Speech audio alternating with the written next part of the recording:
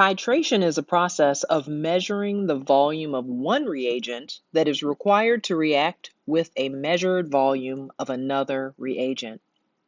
If the concentration of one of the two reagents is known, then the concentration of the other reagent can be determined. Using this method, we will measure a volume of a base of known concentration that is required to completely react with the acid found in vinegar.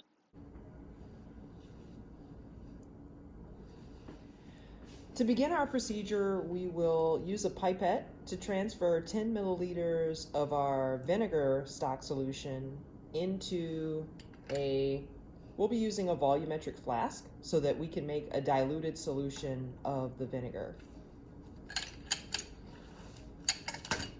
A 10 milliliter pipette with pipette pump.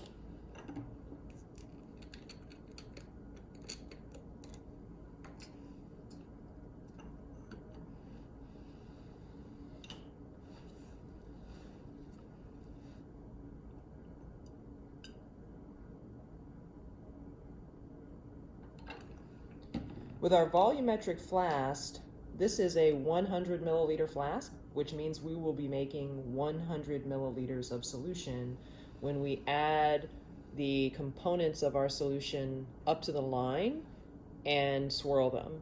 So I'm adding a little bit of water first, as acid should always be added to water rather than adding water to acid. Then I'll pipette my 10 milliliters.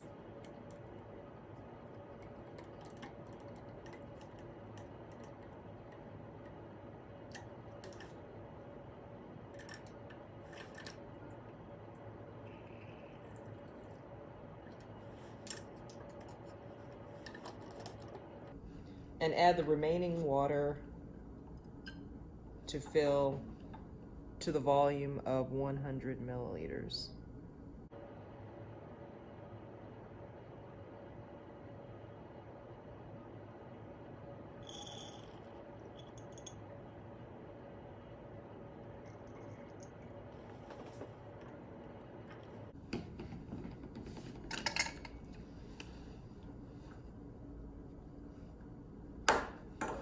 A volumetric flask is ideal for mixing solutions because it already is calibrated to the exact volume of solution that I want to prepare from my stock. And then of course I'll mix my solution. And this could be done with a stirring rod or by shaking.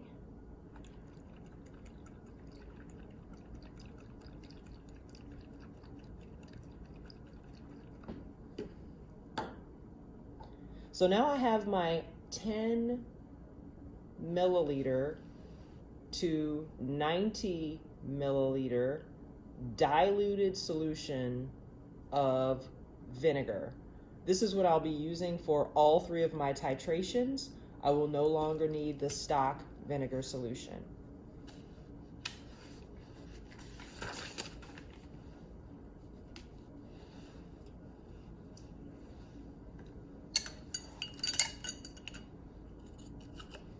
The next step will be to rinse out the burette with water and allow it to drain into a waste beaker. So handle your burette carefully so that it does not drop. And in doing so, make sure you secure it with your hand. Release the pressure on the burette clamp. And then we're going to take it over to the sink.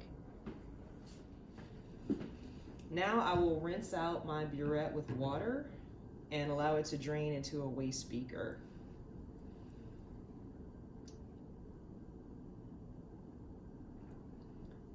Once you've added some water to the burette and swirl it around, you'll close your stopper and hold it laterally and just let the water run back and forth and swirl it around the width of the burette as well.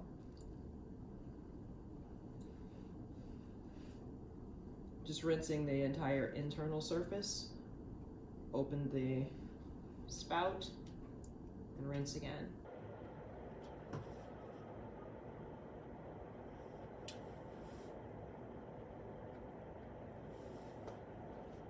Close the burette stopper while a little water remains in the burette, and add a few milliliters of base solution to the burette.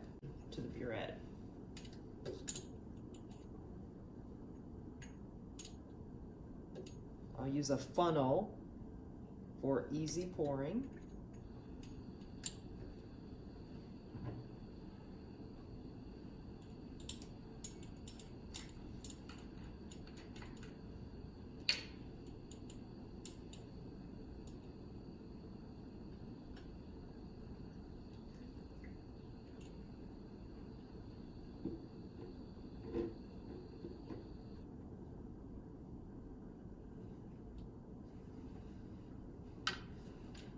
And allow that base to run into your waste beaker.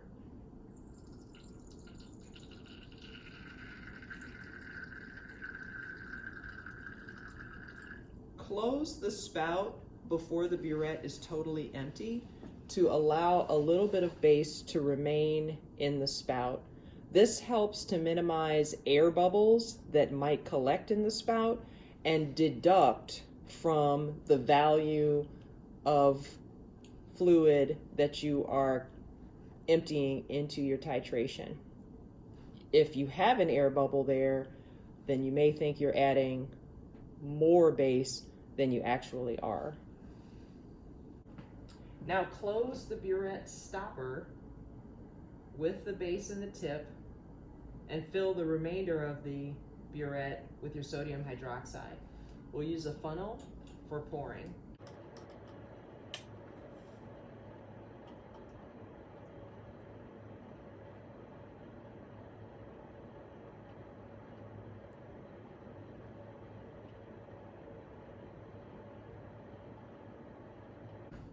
If we've been filled above the 0 line, we can empty it down to the meniscus on the 0 line. Try to get our meniscus right there on the 0 line when we're reading it laterally. And also,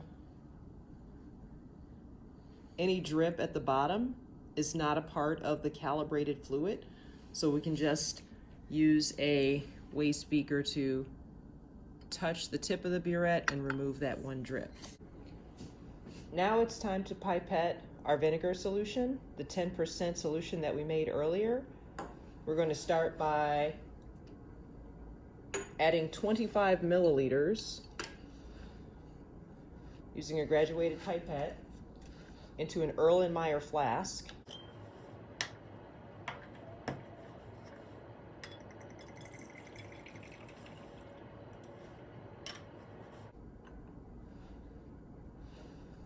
Since I'm doing 3 trials, I'll pipette into 3 different flasks.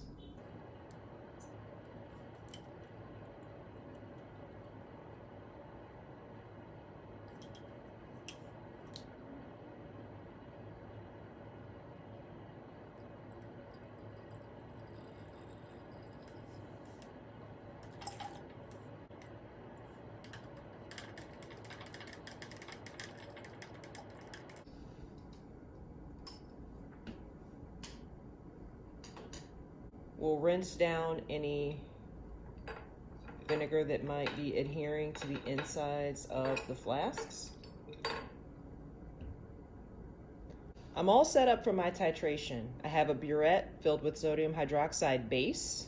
I have a Erlenmeyer flask with the 25 milliliters of diluted vinegar acetic acid solution. By adding base to the acid, I'll be performing a neutralization reaction. When the stoichiometric quantity of moles of base matches the quantity of moles of acid from the balanced equation, that will be my endpoint.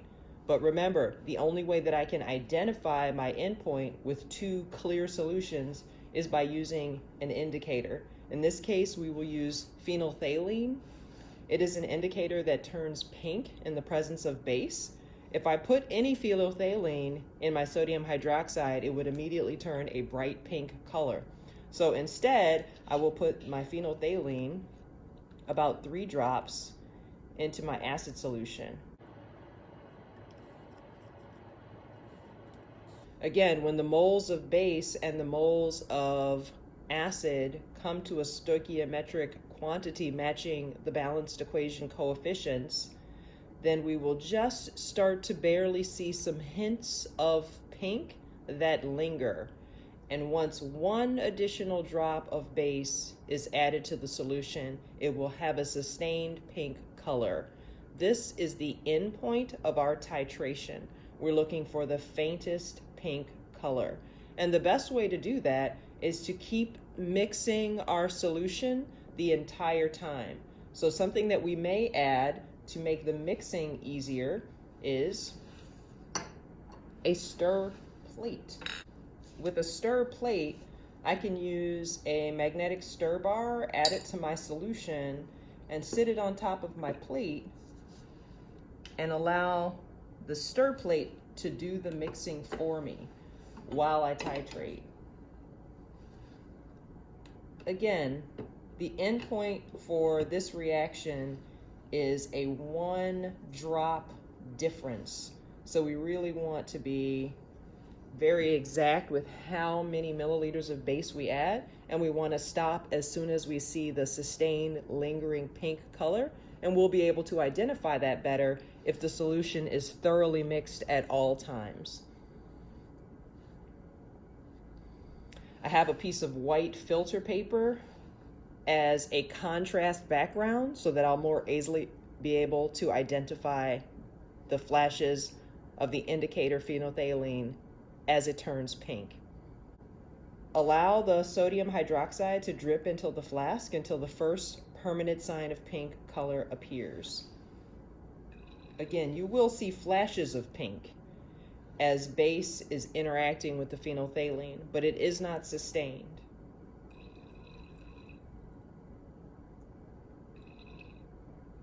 Slowly and carefully allow the base to drip into the acid until a sustained pink.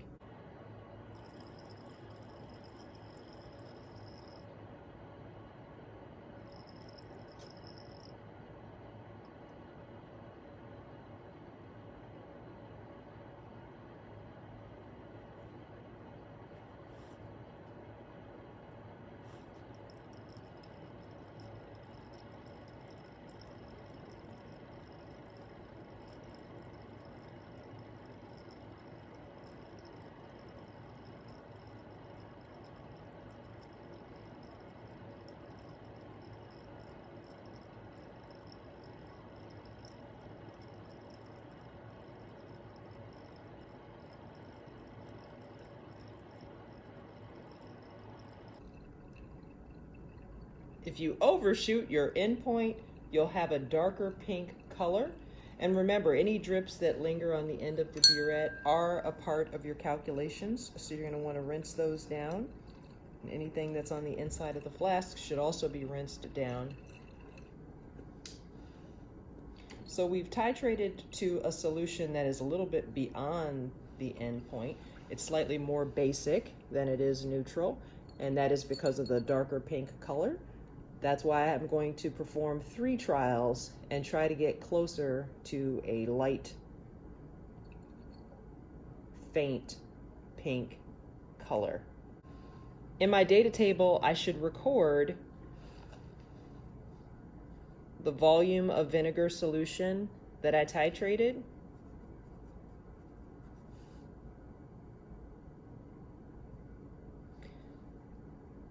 the concentration of the vinegar I'll have to calculate based on the data that I collect, so I do not know that yet. The concentration of the sodium hydroxide base,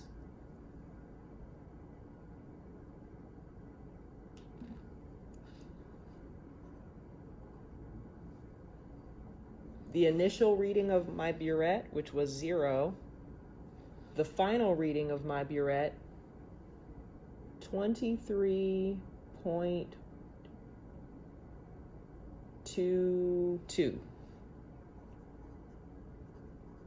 milliliters.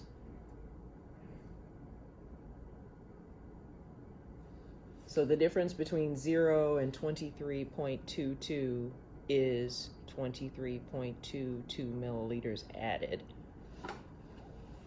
If I perform another titration now, do I have another 23 milliliters?